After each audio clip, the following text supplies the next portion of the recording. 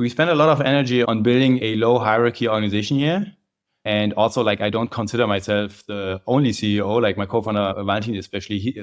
I never make any decisions here alone. We always make them together, and now going forward even more in our leadership team. So we are big fans of getting smart people on the table to discuss stuff and then battle it out until we all have some consent on what's the right decision. And ego should really never play a role here. And that's also one of our values. And we really try to build the company that way. And we make it clear literally in the interviews and when people start on the first call, hey, you can always say whatever you want and the right argument always wins. That said, what you just said, there is this hierarchy that we will probably also never be able to remove. And people just take your words as from the words coming from the founder as something else. And they sometimes see them as orders, even if you're just asking a very basic question because you want to understand. Welcome to the Product Tea with Leah. I am your host, Leah Darin, and we are about to spill the tea with the best from tech about product growth and senior leadership topics.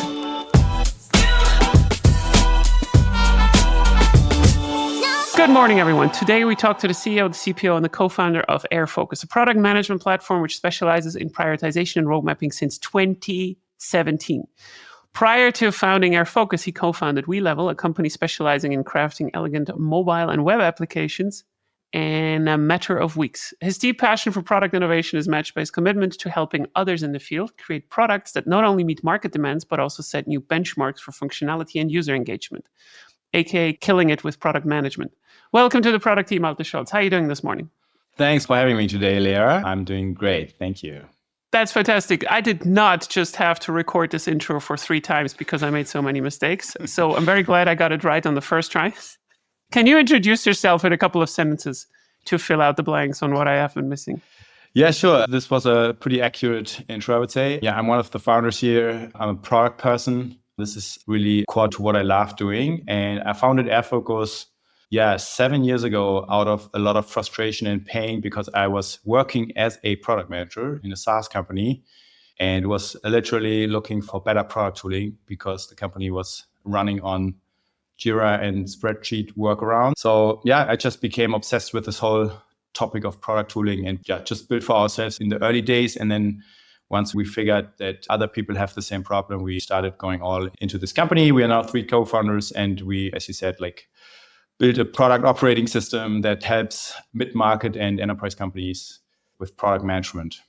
Yeah, that's really cool. And I know your company a little bit. We know each other also for quite some time now, at least 200 years. And so I see there's a chance that we're going to hate on Jira today, which is great. I cannot wait for that because I always use that particular opportunity if I can. No, wait, you have a Jira integration as well. So maybe we cannot hate on it too much, but that's okay. What do people get wrong about you once they get to know you? So people say I'm the least German they've ever met, which I take as a compliment. Okay. Yeah. So they say I'm quite friendly and extroverted. I don't consider myself an extrovert, by the way. So that's the interesting part. But I seem to be happily bouncing around the world and they don't have this impression of Germans for, I think, an accurate reason. Okay. So all the Germans have now switched off because they're probably insulted. Yeah. There are always exceptions. Yeah, no, that's true. I think I had a funny conversation about what the difference is between German companies and American companies in general. And I usually have this when C-levels are coming in from, they fill in something remote, they're coming from, I don't know, CRO or something that is working remote because they are establishing an American foothold and so forth. But the rest of the leadership is more German. Yeah. They're always kind of surprised how European companies are just this direct. And when you tell them hey, how are you feeling today? That the German will tell you sometimes as well, yeah, not so good, pretty shit today. They're just not used to that. Yes. I think it's good, I think it's good to have some level of honesty. And so with that, we could actually talk about what we wanted to talk about today. But maybe I had another question maybe beforehand. So you're collecting a lot of C titles. So CEO, CPO, co-founder. What is next? What is the next step in your career? Are you gonna can you not find a good CPO or what's the problem? Do you not want to give off control of the product? Yeah, I'm in full founder mode. Now you triggered me. Okay. That was kind of the goal. It's a good question. So first of all, the next C in this day and age must be coach. I think I want to now become a coach. No, kidding. It's a great question. a question that comes back every 3 months, also from my product management managers on my team. Yeah, I think maybe going back to the founder mode thing, I have like big empathy with the instincts and the reflex of what's behind founder mode, but I also think there's a lot wrong, and happy to talk about it. But yeah, it's a little bit of not wanting to let go, which keeps me in this role. And also like AirFocus is still a small company. We have 50 people. It's maybe also a bit selfish because I really, really enjoy working on the product. Yeah, that's totally fine. But I think there's always like a kind of a problem also like when founders are starting to not move away from their initial idea on what product is while retaining some C-level titles as the company grows and so forth. Yeah. Another thing with the C is Chesky. So because he was the one that actually started to rant about the founder mode, just like for the people who are listening into this, like it's quite amazing to me how much that we're not even explaining what it is anymore. Yeah. Right? Like this is like a week old or 2 weeks old and everybody knows already apparently what it is about. To me, this is a new, I don't know, like mental diarrhea in the industry where we try to kind of formalize and romanticize this concept of being a micro dictator. And I have some thoughts on this as well, but like it really triggers me quite a lot because this always happens every so few years. You know, like someone comes around, has some kind of idea to justify why they should do top-down management and so forth. And I think it goes a little bit to this idea that the founder and the CEO or the CEO, whatever, knows better than the rest in the company. Maybe I'm just painting it a little bit too extreme, but I also I know that you also sometimes, you know how it feels that when you are you also want to be part of the product design process, of course. And that makes sense, right? Like I also can understand that. And of course, it does not mean that we should not do that. But like there's a very fine line between making it too extreme and making everyone miserable by just believing that you know better. What is your take on this? I have a couple of more thoughts on the topic itself, but like how do you balance this without being overbearing over the people? Yeah, I'm happy to start, but I'm also super interested in your takes, Leah. So there's nobody more incentivized to make this whole thing, the whole product, the whole company work than the founders. So I think you have to start there. And that's where this instinct and this reflex comes from. And there's also usually nobody that has more experience with the product, the market, everything. Yeah. And there's also nobody that has more of a 360-degree view on things. And that makes founders, I'm not just talking about myself, but that makes founders believe they know most things much better. So, and this is the underlying feeling that we have and that we now have to control, but that we can also not like remove, right? It's there. It's a feeling. And it's then the question how you deal with that. And I just think if you look a bit longer, if you approach this a bit more long term, you will just notice that this is a not scalable approach to always go in and micromanage everything for multiple reasons. You're not really an expert on all these things, and you heavily underestimate the time it takes to do things. And you're just like burning people out and frustrate everyone. So I try to control myself and believe in the people on the team. And if you cannot believe in the people on the team, you may have the wrong people on the team. So I would really start there. And I have seen also countless times when you give people the keys that they create things that are much better than the stuff that you could ever create. But I fully sympathize with this instinct.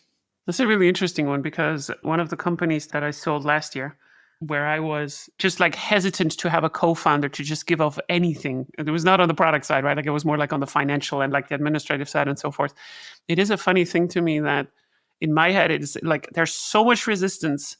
It's not because I don't trust people. It's not about that to me, actually. Like it's so hard to give off a big part of your company to others because you also sometimes feel like it's not possible that they would enjoy this, right? Like specific parts of the product. I'm not just talking about the product management things, but like, this is such an annoying issue to me. I do not want to give this to anyone else. Like, I think I need to kind of see this through because I kind of also caused it. Yeah. Everything in a company is kind of your fault in some kind of way because you bear the responsibilities as well. And so there's also this kind of sides to it. And by the way, also, like, I do not believe that micromanagement is inherently a bad thing because there are ways and also periods in time where you actually have to do this. Yes. Because at any scale, really, like if something really goes wrong, it's usually you that pays the price the most. And that's also where, as you said, like you have most of the skin in the game. But I think going back to this entire point, I have a suspicion when we talk about people who are doing it too much. And I do not consider you to be one of these, but we never worked with each other. So I do not know whether that's true. But like, you don't give me the vibes of like being over controlling. I think one of your jobs as a founder as a C-level or also as a product leader, it doesn't really matter, is also to teach others on how to operationalize what makes you special. One of the reasons, and this is something that I appreciate about you as well, one of the reasons why a founder knows so much is because they were selling the first versions. They are actively selling to enterprise contracts. They are sitting actively in these meetings. And that's where this knowledge is coming from. It's not that you're smarter than everyone else. I mean, I'm not saying you are not, but the knowledge is coming from an exercise, which is about first of all, you're aligned with the mission because you founded the company out of a frustration. So you know exactly what it is about. And then the second thing is you also talk to the customer. So you know also what's happening and what not. And this is very hard to kind of argue away. So that makes you already a specialist in some kind of way. The problem that I see sometimes, this is my first question to you because I have a method about this as well.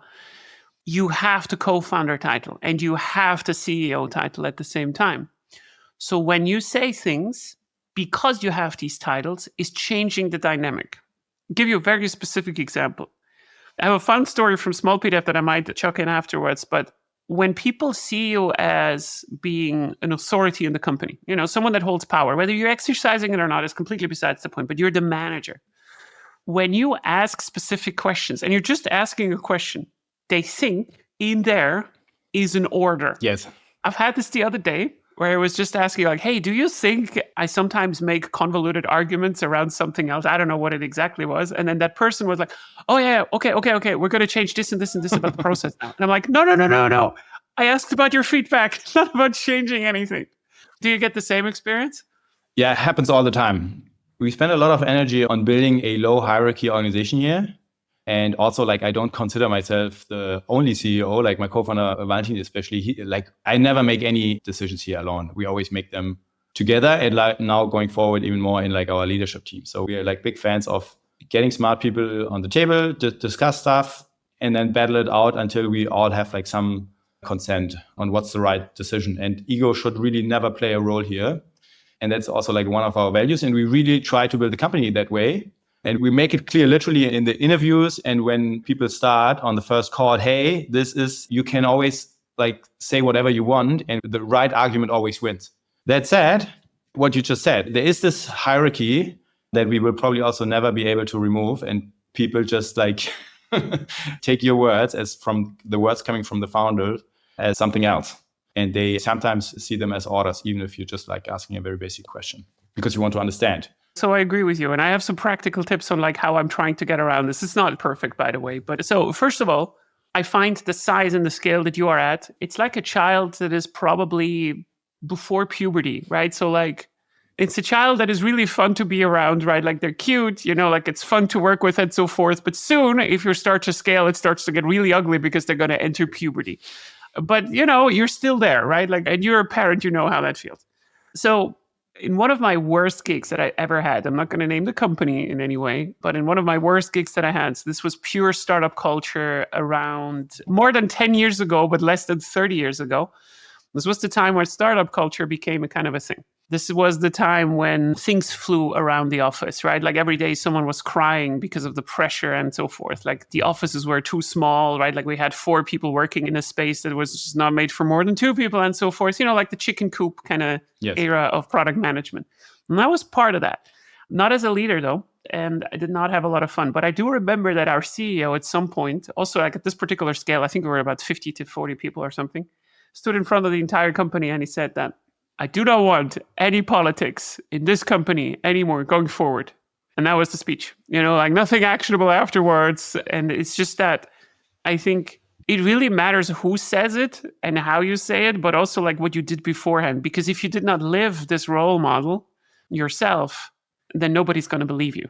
So these actions did not really matter or they did not really match with what was been happening before. Yeah. And it's one of the worst leadership styles that you can have in that sense. And I think sometimes it's actually really helpful to be a micromanager, to telling others how to do things, also to be forceful about your vision and so forth. But I don't think that it really helps once you start to have individuals 100% on your payroll going forward. So with contractors, sometimes this is actually a good thing to do. like especially if you have to cut costs, right? Like you have a team, I don't know, I'm just going to say something now in Vietnam that is probably like serving other clients as well. There it can make sense to be a little bit of a pocket dictator because they do not care as much about the product as you do. Yes. But in our environment, I think it's very, very difficult. So, and practical tip on like how I try to avoid to become a person like this is, first of all, I always assume that I'm coming off more authoritarian than I think. And I know that's the case as soon as you have the C-level title. And I always try to go last with whatever I do suggest in a group meeting. I'm very, very careful about this because I started to notice this kind of anchoring, like the first idea that is getting mentioned by a high-level paying executive is usually the one that everybody then starts to go around with. Yes. It's a great tip. I also follow this or try to follow this, very often unsuccessfully. Yeah, it's very hard, right? Like when we have these good ideas in our head, right? Like, and I think you and me are the same. Like when we get excited, we're just like, oh yeah, I want to say it. I want to say it. And usually it is a great idea. Yeah. Look at my great idea, right? Yes. Like here, let's do it. And then it's like, oh, okay, the CEO said we should do it. Yes. So I had a funny thing in the way that I think sometimes people just do not really realize how crazy this goes to the organization. So when I started also at GotPhoto, this is a detail that I can share.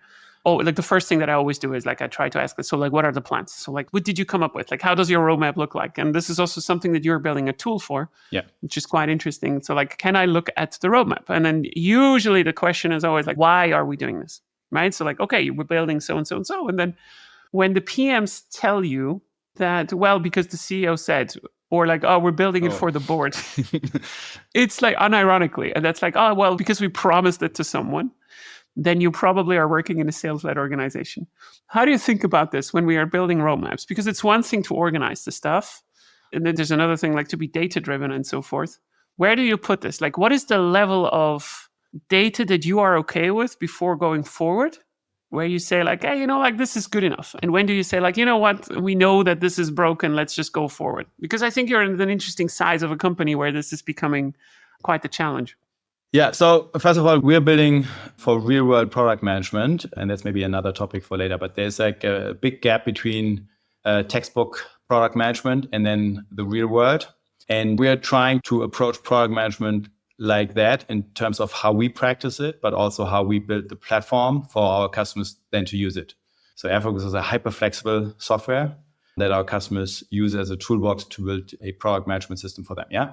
And what this means in practice and the way I see it is that there's a bucket, right? And from that bucket, you take like 20% of your capacity to do like maintenance and very obvious stuff. Yeah. Stuff you should also not be like super strategic about. You don't have to do crazy amounts of discovery. It's just like must have, must do stuff. Stuff where we at AirFocus, for example, also don't involve the product managers a lot. It's like stuff that we call it quick wins that our engineers are allowed to pick from based on their mood on any given day. Yeah. And then there's like strategic stuff, which ideally makes a large part of this bucket. And then there's also sometimes, and that's also the reality, stuff that you build for your customers, sometimes regardless of whether it's great for the overall product and so on. You want to minimize that, but any company that's serving enterprises and that's not doing that or saying that they don't do that is not 100% honest in most cases. And the job of product leadership and also the founder is to find a good balance between these things and get involved to various degrees on these kind of buckets. And the strategic stuff that shapes your product in a year or 2 years or 3 years, ideally is like complicated stuff, difficult stuff, big problems that maybe someone has not figured out before. And that requires tremendous amounts of discovery and talking to customers, and tremendous amounts of like new learnings are required to make it great. That's where you want to spend all the product managers' attentions. That's also like where I like to get involved, at least in the early parts. Mm-hmm. Yeah. What is the problem? What are some key insights? Maybe what can I learn from like a key interviews or interview recordings? And we like to approach these complicated topics in the mindset of a kickoff workshop and then like a milestone workshop. But I don't need to be like involved in like the stuff that is quite obvious, the quick wins. Did you see what I posted yesterday? I did not. This is quite funny because I posted that it doesn't work if you just assign 20% for doing something in your product roadmap. So we could fight about it right now. Yes. So I want to clarify a little bit. So first of all, what I said is that a lot of companies, what they're doing is it's not in the sprint planning. It's more like in the OKR planning. They just say like, hey, like 20% goes to tech debt. And they usually, which is kind of like Not exactly the same thing that you said, but you know what I mean, right? Yeah. So first of all, I do agree with you. There is a subset of topics that is extremely hard to argue for when at the same time you just know they're broken. So for instance, our interface is so ugly that it's not just ugly, but it's really hard to kind of use. And to quantify this and really figure out what it would bring, like bigger initiatives and so forth, it's very, very hard. Tech debt, same problem. Yeah. Like, what does it give us as a return of investment if we're fixing this particular part of the code base? It's extremely hard to quantify. I have some opinions, though, like on what we can use as measurable outcomes. But one of the ways that we're trying to deal with this as leaders is we say, like, hey, like, I don't know, 1 day or 20%, whatever you just said as well, like, you can deal with this. In practicality, this is now where it's interesting because you're the CEO and the CPO. In practicality, what I see happening is that because we estimate everything completely wrong all the time, these 20% are the 20% you never get to. And the only way that it actually can work is somewhat at a scale that you have, where you have a founder and a CEO that is not pushed too hard by the board constantly for like, oh, well, it's nice. I mean, yeah, you could do 20% what you want to, but we also need to now make more revenue, right? Like it's always getting deprioritized because it's not planned in some kind of way. And I'm very proud to say that unless a PM asked me to, I did in the entire 8 months where I was at Godphoto, I did not look into any backlog of my product teams specifically to check on tickets or what they are doing. I always let them tell me in planning, like what they're doing and like what are the bigger stories, what is the validation and so forth. Because I think this is another case of like where the problems are starting to emerge, because I'm trying to be extremely careful about like what I'm telling them to do, right? Exactly for this particular reason, because it's kind of like like a wink, wink. Yeah, okay, use these 20% of time. I don't want to know all the details, but please deliver on the bigger throws, at least in a way that I can trust that you have been doing what you can do. I find this extremely hard to kind of balance in real life. It is extremely hard. And I also don't go into these details. I primarily focus on where do we make exceptions for customers, which is the stuff that we don't want to ever do, right? You ideally never build for a single customer anything ever. And it's typically more like, okay, reprioritize something for like some large customer. So I try to go there and try to negotiate away as much as I can, but also fight then for this because I want the revenue. And then I spend like my energy on these like strategic things, but on the quick wins, I'm not getting involved. But I try to really fight for these quick wins to get their 10, 20% on the roadmap. But now you're speaking more like a CPO. So where do these feature requests come from when we talk about, okay, I mean, I would imagine that we have this typical thing. Yeah. There's 150,000 enterprise client in the pipeline. The talks are going great. And then they ask like, hey, it would be really nice if you had this one thing, right? And so where does this come from? If it's not coming from you, where does it come from? Is it coming from your co-founder, Valentino, or like is it coming from the salespeople, or like where does this come in from? I mean, that's where the benefits of a dedicated product management platform like AirFocus come. Obviously, we are like power users of AirFocus ourselves. And the way we approach our opportunity backlog is by, obviously, we have like some prioritization criteria, et cetera, but we heavily look at the number and the quality of customer insights we have. So we have a very good data signal on what our ICP wants. And this is a strong driver for the things that we ship, also for the quick wins. So we have like a list of pretty obvious and non-discovery heavy improvements that we know that our customers will love and benefit from. And it's more like find time for the team to work on them. Can you talk really briefly who your ICP is to just give a little bit of context about this? Like who do you target with the product specifically? Yeah, we target product organizations that have lots of teams and lots of product and that have product complexity. Yeah, so it's a bit messy. This is where we can really shine.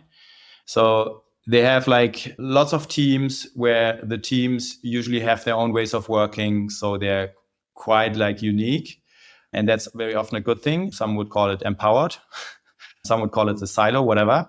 But there's the need to roll up the information from all the teams to like a higher level or sometimes multiple higher levels. Yeah. So the head of product of 3 teams wants to see a portfolio view on like the important things in the 3 teams. And then there's maybe even like a VP 1 level higher that also wants to get, again, like a similar view in order to make sure everyone's running in the right direction and that resources are allocated in the right way, and to identify blockers and dependencies. So the bigger the alignment gap is and the bigger the problems, the more our platform can shine. And interestingly, this is typically the case when there are also hardware products involved. That's like a data-driven fact that we learned quite recently. So when you're doing like hardware and software together, and both kind of require to work with each other and communicate with each other, this is where like there's a lot of mess and different workflows. So enterprise and mid-market product organizations, typically not the Silicon Valley SaaS company. Yeah, this is very interesting because I think hardware products have an inherent problem. First of all, I mean, hardware products are very, very hard to, like, you cannot mess up the QA things. Yeah. And like the development cycles are much, much, much longer. They're also highly regulated oftentimes, especially if we talk about, like, let's say you want to compare this to any other industry in SaaS, then you're talking about fintech, healthcare, like where you have tons of regulations. However, the big difference is in SaaS, we're making very often the mistake to build our teams too big, even though they do not have to be this big. Like I'm talking about the unit of a product team. Yeah. And I know that Brian Halligan was even advocating, I think it was him, for team sizes of 4. Yeah. I'm someone that says like the ideal team size of anything in SaaS, B2B SaaS, is about 6 to 5 maybe as well, like 7 absolute maximum, and then you need to split the team. But hardware teams, there was a time where I was like going around with robotics companies, like for like 6 to 7 months. It was very fascinating to me how many different types of engineers you need to deliver some kind of value, and that this is almost impossible to fit into one particular team. Yeah. Without completely making the team like, 10, 12 people. You have robotics, and then you have, the hardware side and like fitting this into the thing. And then you need someone to do QA on the robotics part and on the software and stuff. And it's becoming extremely complex. Yeah. And I find this very fascinating, like why they have to do it. But in B2B SaaS, we do not have to do it. Yeah. I know why it happens. Yeah. But I think it's just so stupid to just blow up your team if you really do not have to do it. So, but I'm really glad that you're also going into this direction. I'm just going to mention some really ugly names. I mean, I'm not a fan of Jira. I always say that. Unfortunately, it is in a lot of companies. Yeah. But like, what would you say is the problem of the more classical product management tools or engineering backlog management tools, so to speak, from the last 10 to 15 years? What do they not address well enough? Yeah. So they're just not made for product management. They're made for delivery when you know what the solution is and when it's about project managing the whole thing. Actually, also not so bad. I think like Jira very often gets like really, really bad reps. For what it's supposed to do, it's actually not the worst tool. The problem is companies misuse it for road mapping and prioritization and strategy. And that's then when stuff breaks. And typically how product organizations solve this is by going to spreadsheets and PowerPoints. And today, still 90% of product organizations do it like this, which is a bit crazy because people think of product management as like a very mature function. But if you compare it actually to something like sales, they're easily 10 years ahead of us because they all use a CRM. And if you would tomorrow tell the sales team, hey, you're going back to spreadsheets and PowerPoint, everyone would quit the job and move to the next company because everyone uses a CRM. And in product management, they don't have a home. They don't have a CRM, a place where there's like one thing in the database that is not like duplicated 15 times on different spreadsheets and PowerPoints, but that's one thing that is sliced and diced in different formats because, yeah, sure, C-level wants a different view on a roadmap item than maybe your engineers or your customers, but it should still be the same item in the database. And that's kind of the macro problem we're solving. And again, we're doing it in a flexible way because these organizations are so unique and complex. They need a toolbox. So sales is so funny to me because, well, I'm making a lot of memes about them as well. Of course, you know it, right? Like Gary, the sales guy. If you do not know what that is, then the listeners have to look it up, of course. But like, it's really funny to me. So here's a prediction on where I believe the market is going to. So I'm giving you now your 5-year strategy, okay? Okay, thank you. So I think from looking at, this is new material that I'm actually writing. So people who are now listening to this, they get to a new taste of new material that I'm actually writing for some keynotes. I think that the major problem that tools like Jira and so forth have, and will have even more into the future, is that they're built for company structures that are really good in serving in the way that we have been building products 20 years ago. I'll give you a very specific example. Marketing, sales, product. That was always the process. Marketing comes up with a campaign, sales is trying to close the intent, and then product is trying to serve the retention. This is how we've been using stuff all the time. 10 to 20 years ago, that the product managers are on one floor, then the designers are on another floor. They have the funny little, like the teddy bears and stuff, like, and the colored post-its somewhere in the building. And then the engineers are always in the basement and that kind of stuff. And then we came up with a solution, sort of, to kind of fix this problem with creating cross-functional teams. And cross-functional teams are a great thing compared to what we had from before in this waterfall nightmare scenario. I get it. The problem is that sales, while you are right, I think they're 10 years ahead, they're also 30 years behind. The compensation models that we have in sales are so old and they're so unaligned with how the customers are experiencing the product that I do believe any technical solution that you have that is supposed to help you build a product that generates long-term revenue needs to be consumable by all functions in the company. And tell me when you have seen a salesperson that is not mentally somewhere like in a really weird place that has ever checked out Jira to get any information out.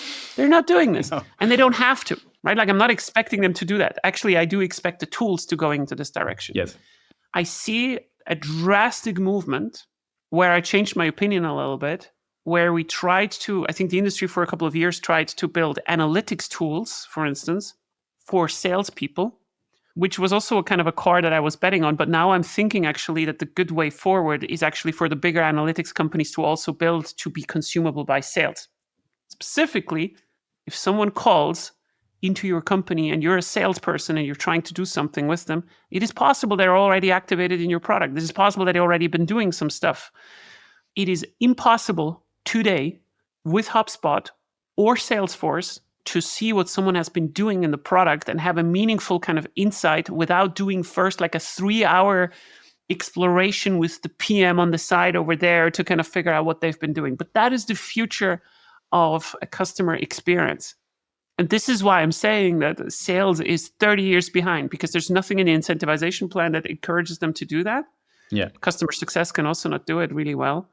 And this is why I'm thinking this is going into this direction, because that's the ultimate empowerment, right? Like you would like to understand like, hey, what is coming next without over-promising something, by the way, dear sales? Yeah. And when is it coming and what is the status of specific problems that we have in the product? Like this entire customer success and sales thing and product is going to get mixed up much, much more. But we still have these company functions where someone believes that, oh, I'm a salesperson, I'm only allowed to sell something. That's where the problem starts. I don't know.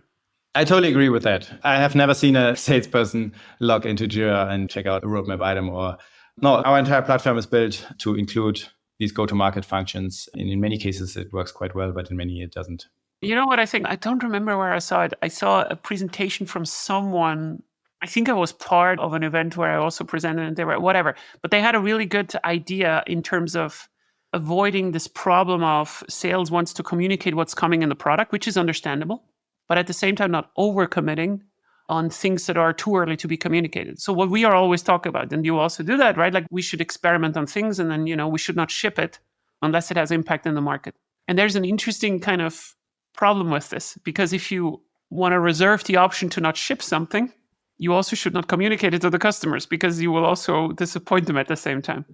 And I think a good solution for this is actually if you have like a multi-layered approach where you say like, hey, sales is not allowed. Like you also need to flag specific things on your roadmap internally that are okay to be communicated. And I think it's the job actually of product management to say like, this will go out and it will be a priority for the next month because we have validated it, or it's not. But it's almost like a flag, right? Like, hey, you are okay to do this. Great example. So there's the roadmap. There's one roadmap, by the way, not 5 different versions of the same roadmap. It's one roadmap, one database. And certain of these roadmap initiatives, they're, as you said, flagged to go to the public roadmap or to a customer roadmap. And then they appear there maybe also with like a slightly storytelling headline and a nice picture maybe.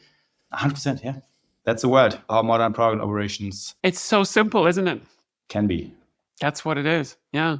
So how do you think about like in yourself? I don't know whether you are unshipping anything as well, like at AirFocus. Like I know the product has changed a lot in the last couple of years, and it's also a result of you talking to the customers quite a lot and adding new integrations. Do you have a concept around like unshipping things? Like so taking value also away from the customers in some way? Not as much as we should have. I talked to someone at HubSpot, and in the early days, they had a rule. Whenever you put something in the product, you have to remove one thing. Something goes out, yeah. Yeah, and that obviously that rule was only for the early days. Now they constantly put stuff on top of it. I think that doesn't work forever. But I like the idea of the concept. And under that view, we are not doing it enough at all. We have rarely taken out stuff, haven't taken stuff out of the product, which is also due because we're such amazing builders. We never make mistakes. You never make mistakes. No, I'm really, this is one of these things where I'm just wondering, like, I learned this relatively early that you should always unship things, like kill or develop it further and so forth. But then the reality is it is really, really hard. Yeah, it's super hard. It's almost like you have to run discovery on it. Yeah, exactly. I honestly think that you should probably treat it like a new feature, like unshipping something because you're ripping something out. There's now a hole. So how does this look like? And how do we align also like the customer success people with like, hey, why is my button gone? Yeah, probably going back to the bucket example, right? There should be like certain amounts of like strategic work, then maybe 10, 20% for like improvements. And then there should be like 10% for like killing things. Yeah, I think it's a good point. And so I have a final question though on this one in general, because a lot of this comes down to like empowering your engineers and the people inside of the teams that are doing the stuff, because we're not saying that the PMs are deciding everything. How do you think about this concept of, I think it's called empowered engineering or whatever you want to call it, but like, how do you feel about this in general, either as a founder yourself or like also with the tooling that you provide? We've always had really good engineers and we take a lot of like time and in order to find them. And they have always been involved in the development process early on. But we also had times where we more like changed the model. So product management became more of like a driver for a long time before something went into development, which means that you're handing some spec to a developer and essentially tell them, hey, build this. Yeah. So we went back and forth over time, experimenting with development styles. And we are now back to something, and I think we will really stick to this, is where we, for the stuff that doesn't require heavy discovery and talking to customers and being like an expert on all the competitors, etc. For these things, make the engineers figure it out, like remove product managers from these opportunities and let them figure it out. It has like the motivational aspect that the engineers can pick on what they want to work on. So we have like this quick fix, quick win backlog. And they are literally allowed to pick any of these items. They're usually not big items. And that's an unbelievable motivational aspect if you allow them to pick and solve on their own. And they all understand that development is a collaborative exercise, and they naturally always loop in like product managers later on because they want to get feedback on what they've built. But typically the stuff they do is very good.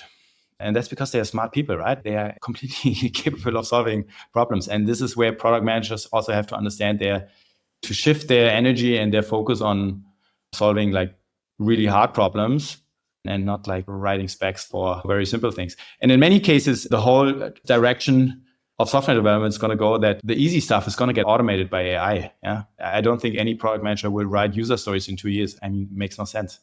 So what I really like to do is when there is like a problem that is seems like something that doesn't need heavy discovery and that is more straightforward, that I like to describe it to ChatGPT literally, and then make it come up with a solution. And it's usually in the 70, 80% quality range already. And that's just like interesting. And then when you take a smart engineer together with this very early first AI solution, it's even more straightforward. And think about AI as like a 3-year-old kid that's just learning to walk and speak, how this all will work and feel when AI is 5. I honestly think this is going to be absolutely crazy as well. And I also think that even if you are a technical product manager, even then you probably like you cannot know all the possibilities of the stuff that you can build in a product at a given time. So you should not also think that you are like a mini founder within, your mini founder mode inside of a product team, because engineers are actually sometimes some of the best product managers when it comes to figuring out new solutions because they also have this kind of idea like, hey, but like maybe there's a technical solution around this. And because they know the capability is much more likely than a PM, this is something that we should do. And another point is like, I really like this also with, I'm intently trying to avoid that a team only builds big things simply for the fact that if you fail too many times behind, like in succession, there's going to be a hit to morale that is not unsubstantial. And, celebrating these wins as well, I think is very important. And like doing smaller things is more likely to succeed anyways, also then in that regard. So yeah, I could not agree more. It's going to be crazy, huh? Like what's going on with AI and so forth. Like I did a data analysis yesterday on a huge data sheet that would have taken me like 2 weeks before. Yeah. 100%. Yeah. It's sometimes you don't dare to even put it into the AI, but like just doing it takes usually 2 minutes and you should at least try, and then you're surprised so often. Yeah, 100%. And I think, I actually think there's a specific type of tooling that will just go away completely. And this is these classical BI tools that made money from trying to connect different data sources and then just making your data explorable. They either have to adapt to being language model driven, or they're going to die. That's just what it is. And this is why I'm thinking that tools like yours are very interesting, because if you put in a language model at some point, I'm sure you have this in your backlog already, that you can navigate through your stuff with a language model, then you have huge advantage because you're connecting so many different things, right? Like roadmap planning, what's going on also in the different teams. Hey, did we not have an exploratory thing? Because you're also handling this, I think. Yeah. You're also very good in like managing discovery insights and so forth. And I think that's the future, right? Like you want to have a single source of truth. Yes. Where you have an interface on top where you can ask like, hey, did someone ever mention this particular thing as a problem? Yeah, over there at this particular time. Or give me the top 5 integration requests in the US, like something that's very specific. Just talk to your product management system. It's not that we did not have these insights before. It's just like it was so incredibly hard to get to. Like, hey, can you tell me what's the most important thing? Yeah, book me next week for 1 hour. And then there's nothing never going to happen that people do not know. Like, this is the thing. Like, this extreme speed to insights is going to be the future 100%. Boom, done. Boom. We've discussed everything. That's it. Malte, we've been going on for 50 minutes. Thank you so much for joining me today. Is there any need from you to have contact with my audience? Do you want them to contact you? And if so, where should they do it? Yeah, just contact me on LinkedIn. I'm way too much on LinkedIn. I love to connect with product people and product leaders and exchange ideas and hop on calls. And yeah, just do that. And check out the new AirFocus expert templates, which we launched last week. They're pretty incredible. And we should have you on as well there. Why am I not in the part of that? Don't dare to ask that. I ask you. Oh, that's true. Yeah. By the way, Amplitude also asked me, and then I forgot to reply because I was so busy. Yeah. We will make it happen. Promise. And yeah, thank you for joining me today. And you will see me on AirFocus's templates. Amazing. Very soon. And that's it. That's the end of this episode. Baboom. Thank you so much for listening to The Product Tea with Lea. If you don't have enough yet, you can subscribe to my podcast right now on Apple Podcasts or Spotify, or you can head to my website, leatarin.com, which is leahtharin.com, where you can find much more of my material or just want to work with me.